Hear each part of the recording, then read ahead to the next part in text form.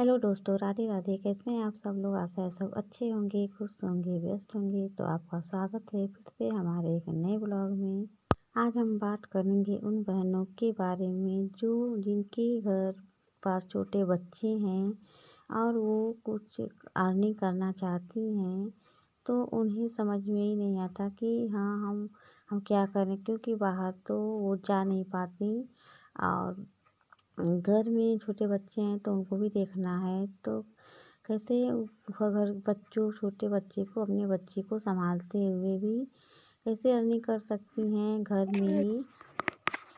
तो जिनके घर छोटे बच्चे हैं उन्हें बहुत ही सोचना पड़ता है, क्योंकि पहले हमारी जिम्मेदारी होती है ना बच्चों को देखना। क्योंकि अगर हम कोई काम करते हैं ना तो घर के लोग यही कहते हैं कि हाँ तुम पहले बच्चे को देख लो, पहले अपनी ये जिम्मेदारी पूरा करो, उसके बाद फिर तुम कुछ करना। या फिर लोग कहते हैं कि अब बच्चे अभी छोटे बच्चे हैं तो बाद में करना, या फिर बच्चे को अभी देख नहीं पाती, चलिए और मतलब अर्निंग करने कमाने चलिए, तो यही घर के लोग कहते हैं। तो हम क्या कर भी ना, हम नहीं कर पाते। जिनके घर छोटे बच्चे होते हैं महिलाएं ना मन महसूस के रह जाती हैं, वो चाहती हैं कि हम अर्निंग करें, अपने खुद के खर्च उठाएं। लेकिन बच्चों की वजह से ना उनकी शौक ही रह जाते हैं, उनकी ये इच्छा ही रह जाती है कि हम भी कुछ करें। वो मजबूर हो जाती हैं कि नहीं, अब अभी हम नहीं कुछ कर सकते। लेकिन आप कर सकती हैं, अपने बच्चों को देखते हुए भी कर सकती हैं। जिनके घर छोटे बच्चे हैं तो बच्चे काम में कभी भी आड़े नहीं आते, और बच्चों को आप लेके काम कर सकती हैं, घर में ही रह के काम कर सकती हैं। तो चलिए हम उसी टॉपिक पर बात करेंगे कि कैसे हम अपने बच्चों को देखते हुए अर्निंग कर सकते हैं, अपनी छोटी मोटी ज़रूरतें पूरी कर सकते हैं। तो आइए शुरू करते हैं। तो देखिए बहनों, आप लोग का सबसे पहले आप ये सोचें ना कि आप कब काम कर सकती हैं। तो अगर कोई भी काम करने के लिए आपको समय 1 से 2 घंटा तो आपको निकालना ही पड़ेगा। तो जब हमारे पास छोटे बच्चे होते हैं ना तो हमको नहीं समय निकालना ही मुश्किल लगता है। तो सबसे पहले आप ये देखिए ना कि आपके बच्चे कब सोते हैं, क्योंकि जब बच्चे सो जाते हैं ना तभी हम कोई अपना काम कर सकते हैं। तो देखिए बच्चे आपके कब सो रहे हैं, तो बच्चे दोपहर में सो जाते हैं। सभी के बच्चे, और या फिर बच्चे ना रात में सोते हैं तो सुबह मतलब कि 8 बजे सो जाते हैं, 7 बजे सो जाते हैं। तो बच्चों के सोने का समय होता है, भले बच्चे रात में जग जाएं तो बहुत से बच्चे ना 7 बजे 8 बजे सो जाते हैं, 6 बजे भी सो जाते हैं। तो इस समय ना आप 1 घंटा है 2 घंटा आराम से आपको समय मिल जाता है। तो आप सबसे पहले आप घर के कामों को इसी समय से कम मतलब कि करने की मैनेज करने को आप ना ध्यान दें कि आप घर के सभी काम निपटा लें जब तक बच्चे सो जाएं तब तक। दोपहर में आप घर के काम आज निपटा लें उस समय तक जब सो जाते हैं उस समय तक। तो उस समय जब बच्चे का सोने का टाइम होता है उसी समय आप घर के काम ध्यान रखें ना कि आप उस समय तक घर के सारे काम निपटा लें। उसके बाद आप आराम से अपने लिए 1 घंटा समय, वही समय आपको मिलता है कुछ करने के लिए। तो आप ना ऐसे इस समय को आप यूज में लाइए अपने काम को करने के लिए, कुछ अर्निंग करने के लिए। तो देखिए जब बच्चे सो जाते हैं ना, मान लीजिए आपको दोपहर में समय मिला तो आपके पास अगर छोटी सिलाई मशीन भी है, हाथ वाली भी है, तो मशीन तो सबके घरों में आजकल होती है।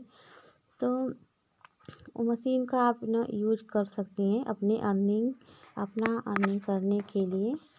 तो देखिए आप जो स्क्रंचीज होते हैं ना तो उन्हें आप बनाइए, ये आजकल ट्रेंड में है, लड़कियां पहन रही हैं, हाथों में भी लड़कियां लगा रही हैं, बालों में भी लगा रही हैं। तो इसे आप तैयार कर सकती हैं और मार्केट में सेल कर सकती हैं। तो सेल तो कोई भी आप कर देंगी, तो आपके घर के लोग ही कर देंगे, चाहे हस्बैंड हो या घर में और भी कोई हो तो आप कर सकता है। तो आप ना स्क्रंचीज बना के उन्हें सेल कीजिए। अगर आप सेल नहीं भी कर सकती हैं ना तो आप ना आपके पास मोबाइल तो है, तो यूट्यूब पे उसका वीडियो बना के डालें या जो कुछ भी आपके अंदर स्किल है या आप सीखी हैं, तो उसको मान लीजिए आपको बैग बनाने आते हैं, आपको पर्स बनाने आते हैं, स्क्रंचीज़ बनाने आते हैं, तो उन्हें आप बनाइए और उसे अपने यूट्यूब के चैनल पे डालिए या फिर आप अपना चैनल ब्लॉग बनाइए, शॉर्ट में बना के डालिए, लॉन्ग वीडियो डालिए। तो ये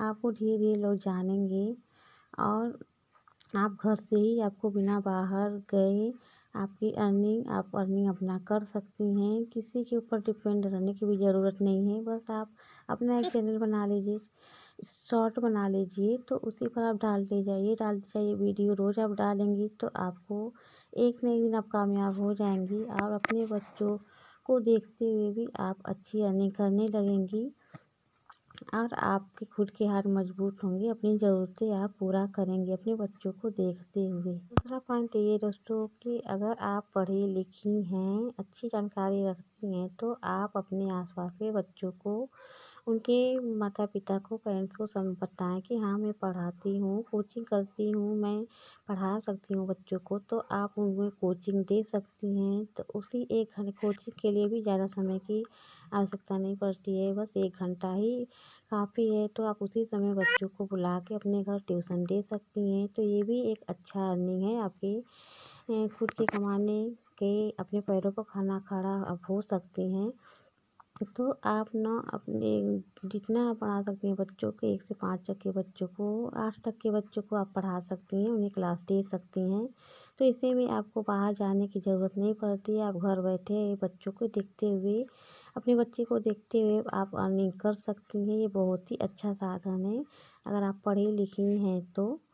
और तीसरा पॉइंट हमारा ये है दोस्तों कि अगर आपको पार्लर का काम आता है, आपको मेहंदी आता है, अगर आपको सिर्फ मेहंदी ही आप आता है तो आप मेहंदी अपने घर में, अगर आप ना अपने घर में बुला के आप मेहंदी उनको मतलब मेहंदी कर सकती हैं या फिर मेहंदी का काम सिखा सकती हैं, आप मेहंदी लगा सकती हैं। क्योंकि आजकल ना हर त्योहार पे, बर्थडे पे, पार्टी पर मेहंदी बहुत ही अच्छी, मतलब लोग सभी लोग लगवाते हैं और इससे ना कमाई का भी अच्छा ऑप्शन रहता है। तो अगर आप ना बस ये बेसिक पार्लर का काम भी आप जानती हैं, बस मेहंदी लगाना, तो ये बहुत ही अच्छी कला है, आपके अंदर ये स्किल है, कला है। तो आप अपने घर में लड़कियों को, महिलाओं को मेहंदी लगाएं या फिर इस मेहंदी का कोर्स ना आप ना अपने यूट्यूब चैनल पर मेहंदी को मतलब सिखा सकती हैं लगाना, मेहंदी कैसे लगाई जाती है। ये बहुत ट्रेंड में आजकल के है या कभी ख़त्म होने वाली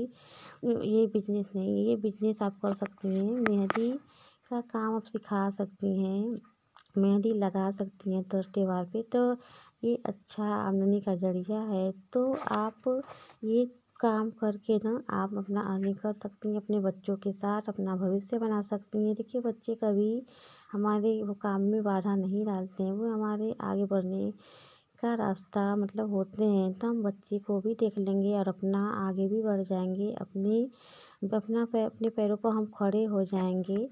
तो बच्चे को कभी आप बाधा ना माने कि वो बाधा है हमारे काम में।